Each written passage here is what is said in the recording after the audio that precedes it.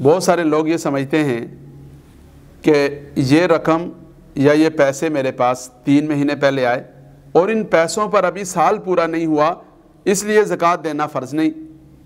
یا کوئی چیز بھی ایسی لے لی اور اس چیز کے اوپر 2 مہینے گزرے 3 مہینے گزرے تو یہ سمجھا جاتا ہے کہ یہ تو 2 مہینوں سے میرے پاس ہے، یہ پلاٹ تو میں نے 3 مہینے پہلے لیا تھا، یہ والے پیسے تو میرے پاس 4 مہینے پہلے آئے تھے، ان پر سال نہیں گزرا اور ان پر سال نہ گزرنے کی وجہ سے مجھے زکوٰۃ نہیں دینی۔ تو یاد رکھیے کہ سال کے گزرنے کا مطلب یہ ہے کہ اللہ رب العزت کی طرف سے اپنے بندے سے سال میں 1 دفعہ زکوٰۃ دینے کا تقاضا ہے، شریعت کی طرف سے سال میں 1 دفعہ زکوٰۃ دینا فرض ہے۔ ایک آدمی نے رمضان المبارک میں زکوٰۃ دی، اب وہ اگلے سال رمضان میں زکوٰۃ دے گا، اس سے ربیع الاول میں، اس سے محرم میں، اس سے رجب میں، کسی اور مہینے میں زکوٰۃ کا تقاضا اور مطالبہ نہیں کیا جائے گا۔ جیسے حج زندگی میں 1 دفعہ فرض ہے، جیسے نماز دن میں 5 دفعہ فرض ہے، ایسے زکوٰۃ سال میں 1 دفعہ فرض ہے۔ حولان حول یعنی سال کا گزرنا، یہ اس سے مصداق اور مراد یہ ہے کہ سال میں 1 دفعہ زکوٰۃ دینی ہے، لیکن اس سال کے گزرنے سے مراد ہر ایک چیز اور ہر پلاٹ اور ہر رقم کے اوپر سال کا گزرنا نہیں ہے، بلکہ صاحب نصاب پر سال کا گزرنا ہے۔ مثلا ایک آدمی نے شادی کی، یا اس نے کوئی کاروبار شروع کیا، یا اس نے کوئی دکان ڈالی اور وہ صاحب نصاب ہو گیا، اس وقت جب وہ صاحب نصاب ہوا اس کی ملکیت میں 5 لاکھ کے اثاثے تھے۔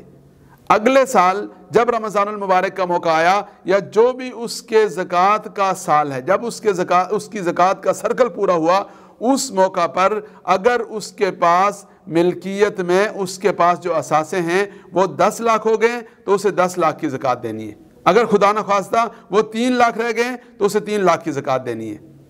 یہ درمیان میں کمی زیادتی یہ ایسی چیز ہے کہ جو فطری باتیں ہوتی رہتی ہے۔ ایسا تو نہیں ہوتا کہ کوئی آدمی بھی پورے سال کے لیے رقم کو اپنے اکاؤنٹ میں یا اپنے گھر میں سنبھال کر رکھے اور پورا سال اسے استعمال نہ کرے، رقم آتی بھی رہتی ہے، رقم جاتی بھی رہتی ہے۔